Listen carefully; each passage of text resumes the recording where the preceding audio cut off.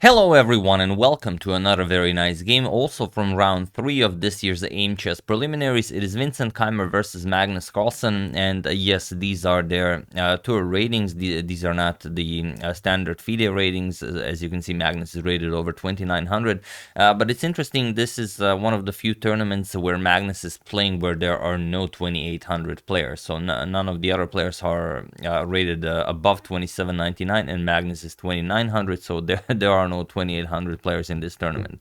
But yeah, as the title suggests, you guys know everything, but it's not that it happened once in this game. It happened 3 times at least in this game. So without further ado, let's check it out. Sorry about not finishing the video properly in the previous video. I have no idea what happened to my brain in that one. Really weird stuff. But let's check it out. It's quite the game. So Vincent has the white pieces and he opens with c4. He goes for the English opening. We have e5 by Magnus, and now this d3 move. This is like the 5th most popular move in the position, and Magnus goes for bishop to b4 check, and already we are down to a few games in the database. We have bishop to d2, Magnus plays a5, we have knight to c3, and now there are some games where knight to c6 was played, but here we have knight to f6 by Magnus, and it is now already as of move 4 that we have a completely new game. So Vincent continues developing, knight to f3, puts pressure on the e5 pawn, knight to c6, Magnus defends the pawn, and a3 now, challenging the bishop, and Magnus trades here. He gives up the bishop pair, captures, and queen to e7. We have e3. You have to decide how to develop the light square bishop, so you're either going to play e3, not that, e3, e4, or g3 and fianchetto the bishop. Vincent decides for e3, and now pawn to a4, just grabbing more space on the queen side. Also, maybe at some point the knight might be able to come to b3, but that all depends on what white plays. So here bishop e2, castles by both players, and now we have d6. We have rook to c1 and rook to e8, knight to d2, and now pawn to h6, knight to e4. Vincent wants to trade this knight. Knight captures, d captures, and now pawn to f6. So Vincent does have a doubled e pawn here, but he has a very nice control of the center, and also the doubled e3 pawn will be a nice support for eventually advancing this pawn to f4. So bishop to d3, we have knight to d8, and now we have pawn to c5, and this is where the things take a really unexpected turn. Magnus plays d captures on c5. Okay, it's a free pawn, but now Magnus has a double c pawn, and also Vincent plays bishop to b5. Now he will win back the a4 pawn.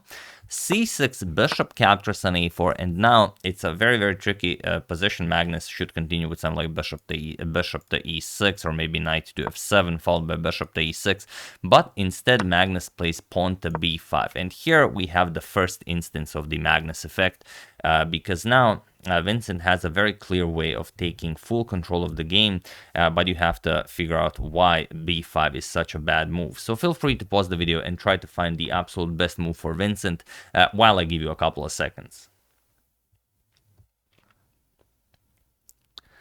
So for those of you who were able to do it, congratulations on realizing the b5 pawn is actually hanging. And for those of you who just want to enjoy the show, just bishop captures on b5. This is what Magnus missed, and by extent also missed by Vincent, because now the captures would be met with queen d5 check, and the rook on a8 falls. And if you don't capture the bishop, there's just not a good way to play this. You just have to continue the game like nothing happened, and then Vincent is just up a pawn in a much better position, has the bishop pair, and he can just start advancing his passed a pawn. So this would be very close to winning.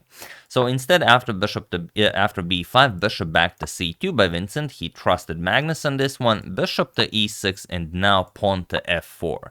We have knight to f6, 7, queen to e1, and now bishop to c4. Now Magnus wants the put the bishop on d3 once the rook comes to d8, and trade off the bishop pair, because this bishop pair is extremely strong. Here also the rook lift is coming, so you have to start defending. So rook to f3 as the rook is hanging. Now we have rook e to d8, and now rook to g3. We have bishop to d3. Magnus has to eliminate some of the attackers. Bishop captures, we have rook captures on d3, and now queen to e2, attacking the rook, but really remaneuvering the queen to g4 to put pressure on Magnus Magnus's king side. Rook 8 to d8, Magnus doubles up on the d file, and queen to g4 now, threatening mate in 1, so Magnus has to move the knight, and now f captures on e5, f captures on e5, and now queen to g6, with some ideas of queen captures on h6 as the g pawn is pinned. But Magnus solves this by simply playing knight to c4. And now, if you play queen captures on h6, you would be in a whole lot of trouble, because if queen captures now, there's a rook d1 check, and after you trade this, rook captures on d1, rook captures on d1, there's king f2, and now just queen to f7 check. And now you will either get checkmated or you block with the rook, and then the queen is hanging, so just captures, and that's it. If rook captures on f7, king captures on f7, Magnus would end up being up a whole rook. So of course, after knight to c4, Vincent settles for the c6 pawn, so queen captures on c6. Now the b5 pawn is hanging as well.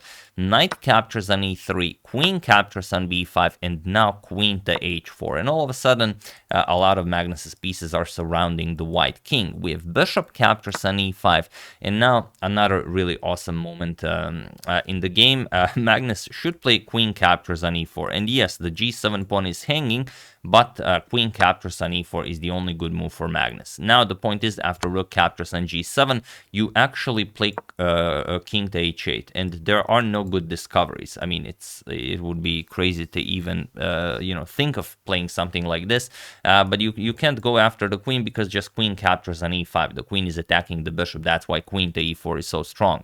And if rook e7 check, you just play king g8, and now white would have to settle for a repetition, because if you go something like rook e8, hoping for a captures, there's king f7.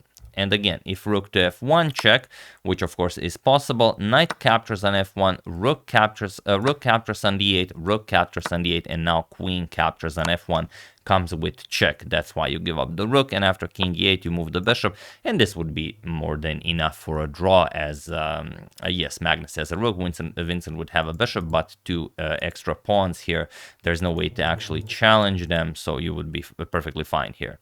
That's what you should do. However, Magnus played rook 8 to d7, now defending the g7 pawn, and now again Vincent has such an elegant way of winning the game, but you guys have to spot it. So once again, feel free to pause the video and try and spot this one while I give you a couple of seconds.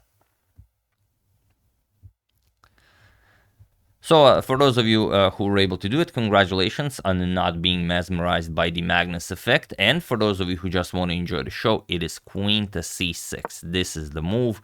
And now there is no good defense against queen to e6 with check. And it doesn't really matter what you play. If you try some rook d1 ideas, for example, rook d1 check, rook captures on d1, rook captures on d1, just king f2, and now knight to g4 check. The rook, of course, cannot move. The bishop on e5 hangs. That's it. White wins easily.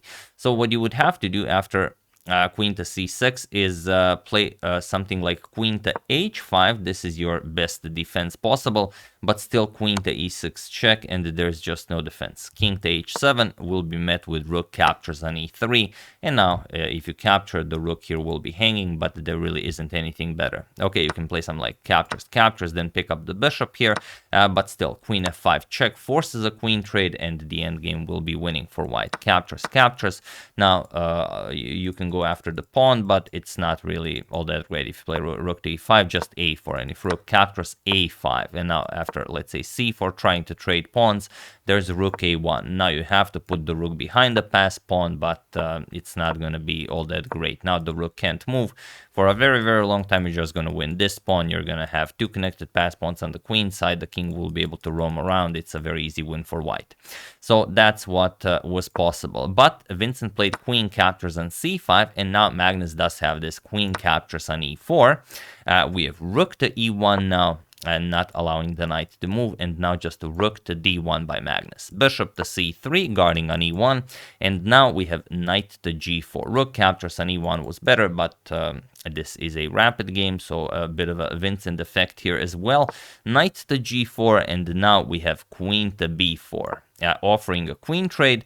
Rook 7 to d4. Now Magnus plays the absolute top move that completely loses the game.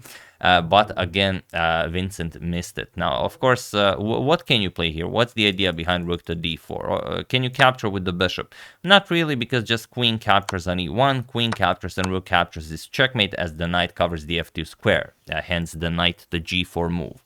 But what you have here is something that is very often missed, and that is a very simple check, queen b3 check. Again, Vincent has the option of just connecting with the rook, and that's it. There's nothing to be done. If the king moves, you just pick up the free rook, and if queen d5, again, you don't care. Just queen captures with check, rook captures, and now rook captures on g4, wins an entire piece. Now Vincent is just up a full bishop, and that's it. Completely winning game. So third time, the Magnus effect was in effect. And now after this rook 7 to d4, Vincent plays rook captures on g4, and now Magnus continues rook captures on e1. Check, bishop captures on e1, and now queen captures on g4. We have queen to b3 with check. Vincent finds it, but a few moves too late. King to h8, and now queen to f3, offering a queen trade, but Magnus now declines. There's no reason for him to trade. He could trade, but then bishop and two connected pass pawns on the queen side. Magnus feels that he can do a lot better. He can paralyze the bishop, he can go after the pawns. If he can eliminate at least one of these pawns, then it will be much better for him. So queen to e3, attacking the rook, now just queen to b1. And now what is the meaning of this? Why is this so great? Well, of course, if the rook is captured, then this is mate in 1. So after queen to b1, we have king to f1, guarding the bishop, but now just queen captures on b2, eliminating one of the pawns. We have h3, now queen to b5 with check, king to g1, rook to d3, attacking the queen, and now queen to f2. We have queen to e5 now, trying to get the rook and queen cooperating to go after the bishop or to form some sort of a checkmating a series of moves. We have g3 here. It's very hard to play. Something like bishop to d2 might still pose problems, but after g3 there's just no going back. Queen to e4 by Magnus, now assuming all of the important squares, h4, and now king to h7. We have pawn to a4 by Vincent, but Magnus ignores it. It just goes rook to e3, challenges the bishop, bishop to a5, and now rook to e2. We have queen to f1, you have to guard against checkmate, and now rook to b2 by Magnus. You could also go for queen d4. It's a very nice idea because it forces king to h1, and then you go queen to d3 with unstoppable threats. Just let's say rook h2 check, picks up the queen, because even if rook h2, king g1, you can still play rook to h1 check and force the king away from the queen. If the bishop moves from the defense of the e1 square, even queen to e4 check followed by rook to e1, so there really aren't any options here. But okay, Magnus chooses a different idea, rook to b2. We have bishop back to e1 now as rook to b1 was coming, and now rook to e2. Again goes after the bishop, bishop to f2, and now rook to a2. Going after the pawn, queen to g2, offering a queen trade, but now Magnus more than happily trades, captures, and now he doesn't go for the pawn because there's just no rush, and you don't want to allow white to start pushing on the king side, playing something like h5. So Magnus just plays h5 himself, keeping the pawns where they are.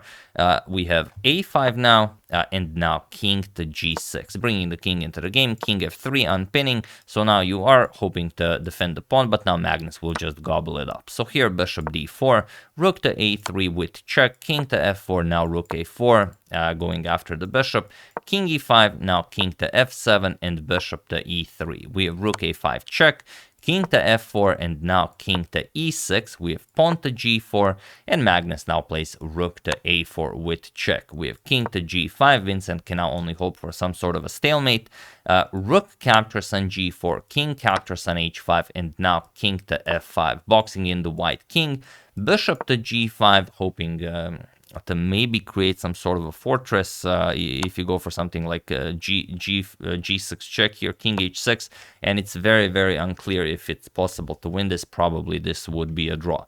But Magnus finds the absolute cleanest solution, Rook to G2, and he was in this position on move 64 that Vincent Keymer resigned the game, as there is nothing more to be done, because what follows, or what would follow if Vincent hadn't resigned, is well, nothing short of amazing. Just to give you an example, let's say if you have to move the bishop, you can't move the king. So let's say you play something, bishop to d2, you don't really care. You're even offering the bishop, but just rook to g6. And now after the bishop moves again, now of course you all see the checkmate. It's a very nice one. Of course, rook to h6. And there is only one move. You have to accept the rook, and once the bishop captures, g6 is checkmate. So truly spectacular stuff. But yeah, Vincent had, okay, the first time he could have seized advantage after this b5 was played. This was, okay, this was a much better position, but it doesn't mean that you will win. Second time here, after Magnus played this rook here move, again, Vincent could have seized advantage with queen to c6. Probably would win this, but the third time that Vincent missed this, when this rook to d4 move was played, when he missed queen to b3, this is just a clean piece. There's no way out of this. So we often see Magnus effect in times, maybe happens once in a game, but here 3 times in a game, that's incredible. So yeah, that's the game. Hope you guys enjoyed it. Never trust your opponent, regardless of how strong you think he is. They will most likely make mistakes, you know, throughout the entire game. So stay, you know, be careful about that. I would like to thank, congratulations, Dr. Tako, Francis Air, Ashish Jayaraman, Duncan Winkle, and the Women Life Freedom for your contribution to my channel. Thank you a lot. I really appreciate it. As usual, you can check 2 of my previous videos here. Thank you all for watching, and I will see you soon, continuing to check up on your wonderful suggestions and whatever else happens in the chess world. Thank you all. I will see you soon, and have an excellent rest of your day.